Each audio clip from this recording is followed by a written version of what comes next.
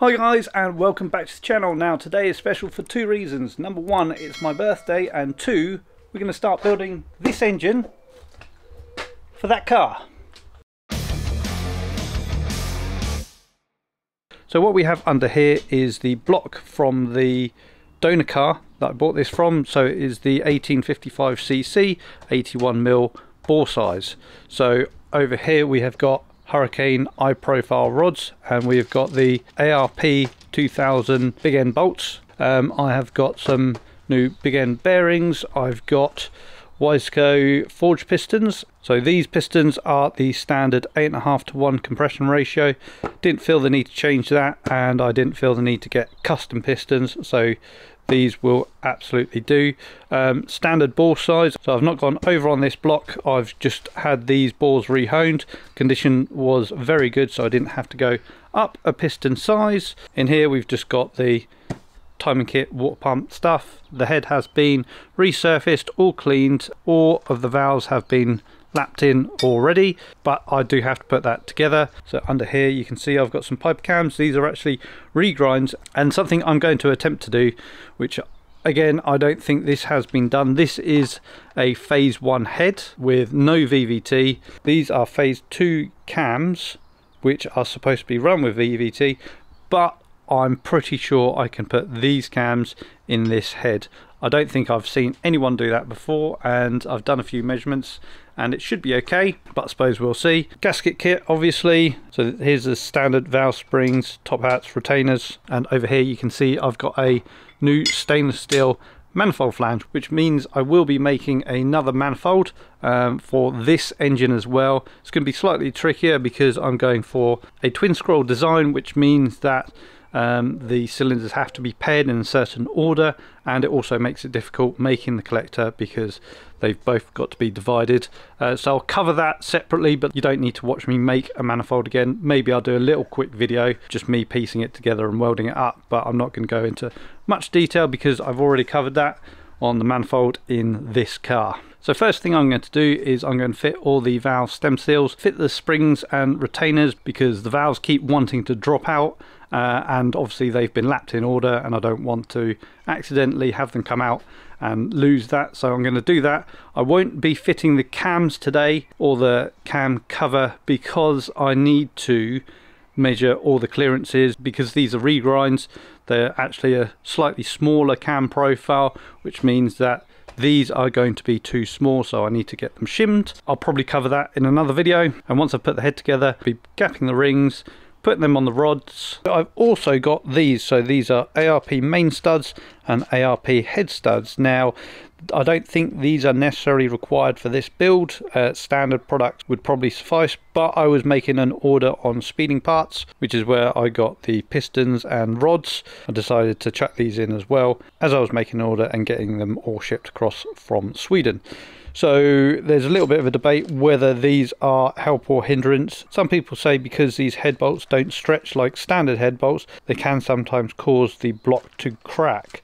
Now I'm hoping that doesn't happen with me. Obviously there's a lot of people that do use these and don't have any issues, and I'm going to be using them anyway. But there's no time like the present, I best crack on.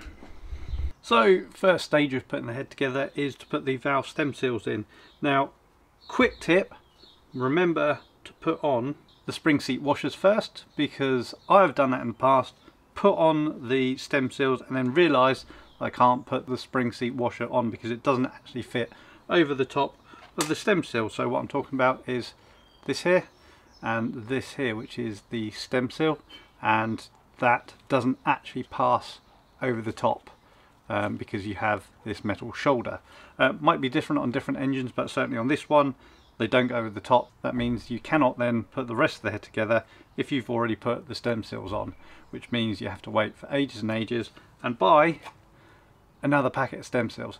Don't do it.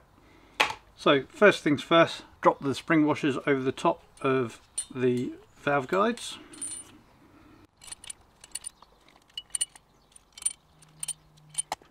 And then what I do is I find a socket that very, very lightly grips the stem seal. You don't want to deform the seal, it just pops in there and you're able to hold it on. And I put a touch of WD or something like that just to make it go on a little bit easier. And then all you do by hand, give it a little push, and then you'll be able to feel that slide home.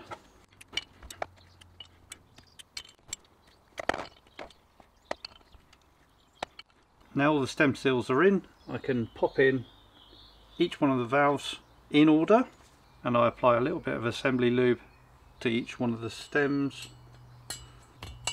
and pop them in, just so when the engine starts for the first time it's not completely dry.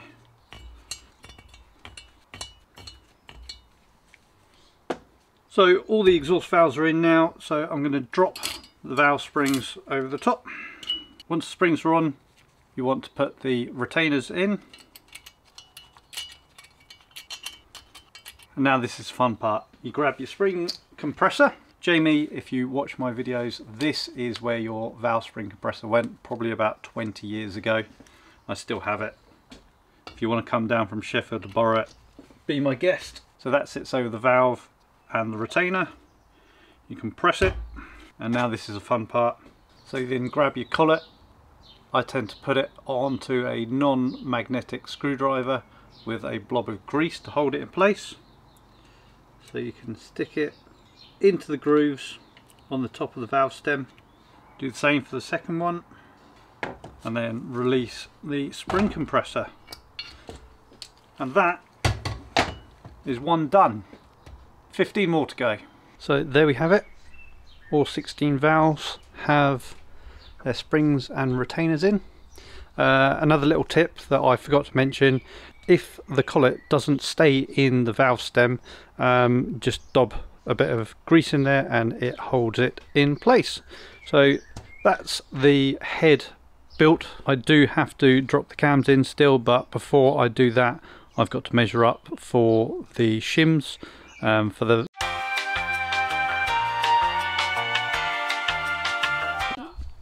Hello. Look who it is. Mr. Team Prawn Racing. Happy birthday! Cheers, man. It looks tidy. It does, doesn't it? Like headstands. Yeah, they're great. The pro they are. I got them from the same place I probably got the, I say it's not from the same place. I know that's Jamie's and I know they're yours. The same place as in the world of borrowing and keeping. The world of borrowing and... Got a beer? Oh yes, please. That'd be lovely. I was going to have one or two. So I bought 8. Right, so we're setting the top ring gap. So Nick's just putting the rings into the balls, and we'll measure the gap with a feeler gauge, and then we're going to grind them and open up the gaps. And what I've done is over here on the lathe, this is a cheap grinding tool. I've just stuck it in the chuck so we can run it like that. Otherwise you've got to hand crank it, and that would be a bit of a pain in the ass.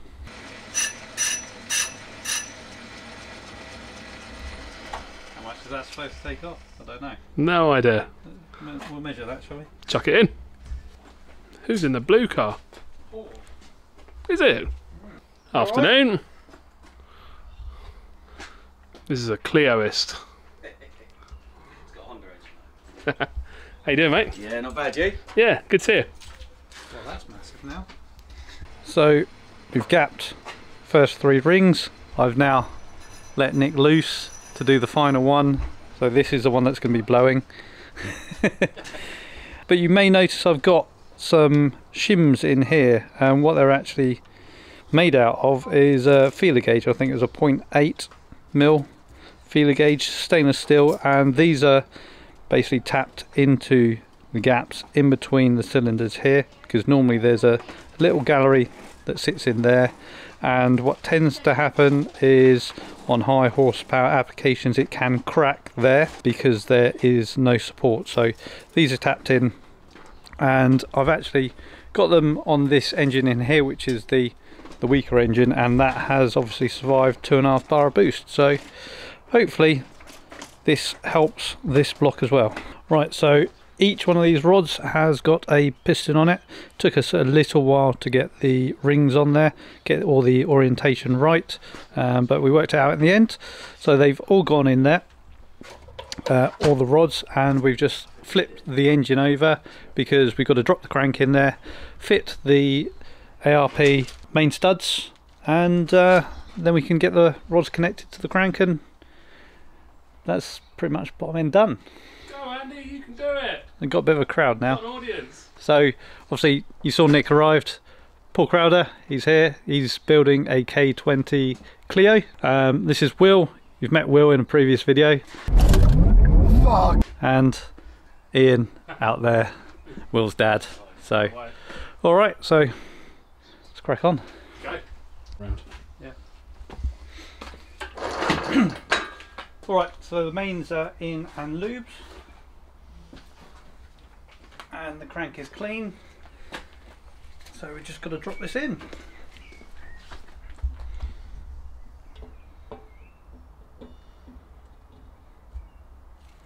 There you go. Is that in? Donk. That's in now. Yeah, there we go. Ta-da! Right, stick the girdle on. Oh, we want to put the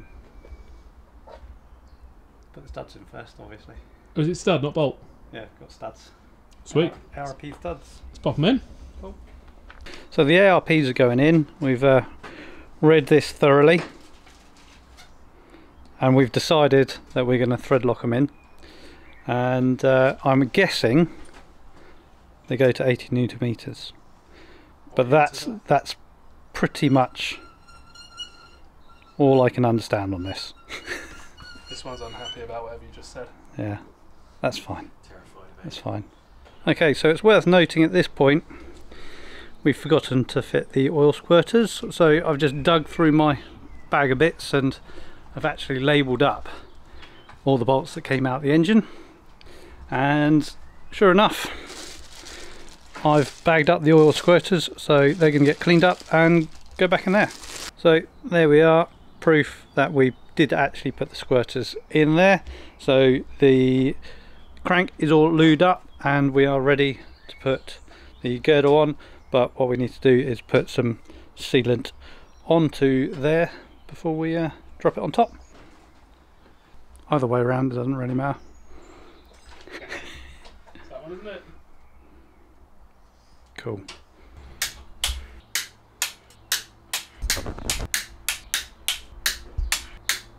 It's coming out.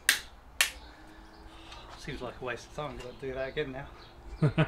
Right, so knock them off. There you go. There you go. We can blame Will when they come loose. Beautiful. That's why you're gonna get in the dirt. So they've been tightened up to 80 Newton meters and then slacked off, and then back up to 80. So that's what ARP recommend. No, that seems to have gone on okay, and that spins beautifully. Lovely job. Lovely job. All right, rods in. Rods in, let's go. Rods in. So AP's gone to let Paul out, so he's in his car. So I'm going to try and steal his thunder and fit a piston before he gets back. But I don't know how to put this on a stand anywhere. Will that work? I'm going to give it to Will. Will can be our accomplice. Will can be part of this. And then if I cock it up, I'll just jump in the car and go home. It's going to be the wrong way round now, isn't it? I can't remember which side's inlet and exhaust. We've turned the engine over. Oh, he's back. We've lost our chance, Will. Will and I were going to try and get one in before he came back. All right. And be like, ta-da, we've done it. Hasn't worked, but... No? No.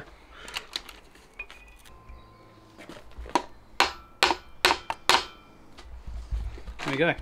First one in. That went in perfectly, didn't it? Oh. Didn't need any teasing in or anything like that. Flip it over, stick the bearing in. Yeah, bearing And then definitely didn't fall out. it definitely didn't fall out. No. There we go. Cool. In. Job. Turn the key. So what we've done is we've torqued each of the big end bolts to 55 Newton meters, and then we're going to back them off and bring them back up to 55 Newton meters, and we're going to do that 3 times, which is what I've done originally in the Volvo before, and they've not come undone so far, so going to do it again. So it must be good. Must be good. Must be right. 2. Done. It's a lot quicker when you use the impact gun, isn't it? Yeah. Yeah.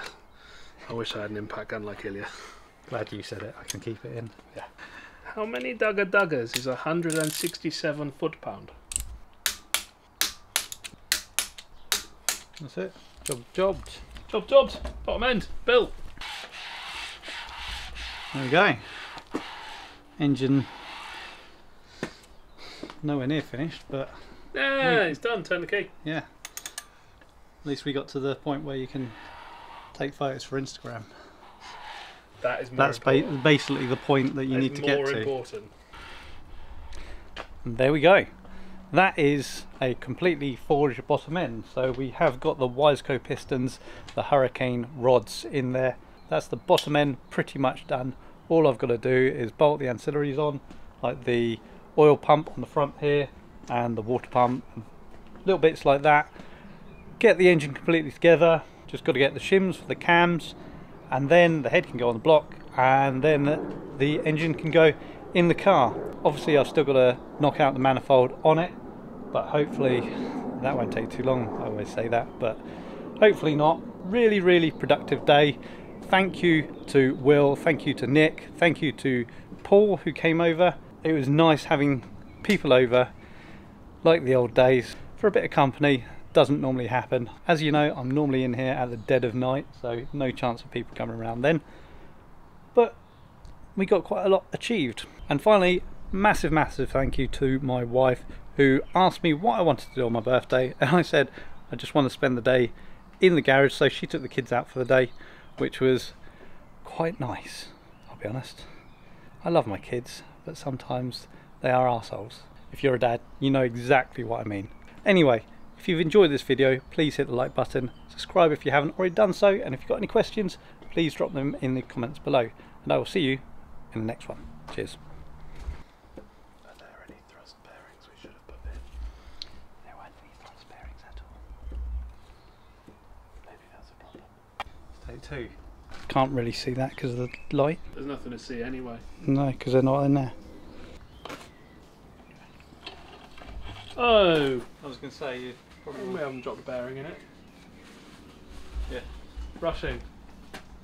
You're not Russian. I'm not Russian. Oh, that's not the problem.